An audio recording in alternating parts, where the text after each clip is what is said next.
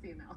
Is it a good sign when somebody quits a job? Some would say yes, especially when it's in manufacturing. And that's exactly what's been happening lately. More workers are quitting than any time in years. Joining us now, Angie, Carr, Klitzsch. She is CEO of Employ Indy, which helps train displaced workers, and Christian Zimmerman, an economist at the St. Louis Fed. When is it? I guess that's the riddle. Angie, when is a good sign when people quit? Does that mean they've got the confidence that they can get a better job someplace else? I think that's absolutely correct. What we're seeing right now in a multitude of sectors is our individuals are able to make choices around their career pathways and can leave an employer and find a job in another sector or in manufacturing as well that pays and also provides even better benefits. You know, and we've talked a lot, obviously, about the political events, the rhetorical events, the terrible events the last few days, Angie, but it sounds like just as from a feet on the ground perspective, your view as somebody that takes workers and puts them in jobs, is the economy good in Indy? The economy is very good in Indy. We have an emerging tech sector. In fact, I would say it's not even in the nascent stages anymore. And our manufacturing hub continues to grow. We have employers that are just hungry for employees that have the skilled labor that's needed to help them grow. So, Christian, what happens when a person leaves a manufacturing job? Are they getting comparably paid and comparably benefited positions elsewhere?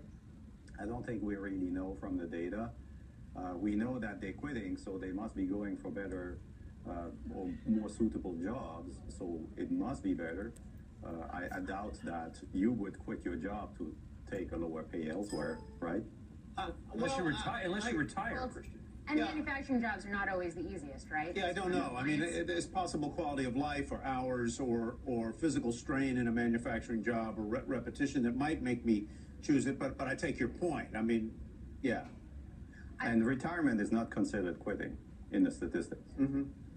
And just to sort of piggyback on that, when you see churn like this happening within the manufacturing sector, or really any sector for that matter, it's not necessarily good for the employers. It costs a lot of money to hire and then retrain new workers, but it is potentially good for the employment market. So when do we start to see upward pressure on wages if this is what's happening within manufacturing right now? Christian? I have really no idea. It is true that it's kind of a puzzle that this is a recovery where you don't really see the wage increases that you have seen in other recoveries.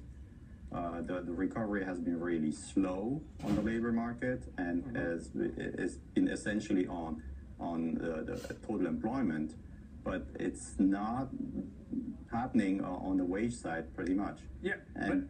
But I mean, who knows? Maybe we are now at the point where it's going to happen.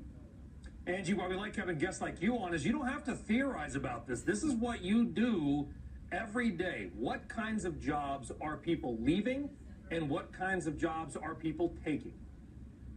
We're seeing a lot of churn, particularly in those entry-level, low-skilled jobs, particularly in the warehousing industry. Competitors are coming in and offering 25 cents more per hour and are having difficulty retaining their employees. So you're seeing a lot of mobility, particularly within that space.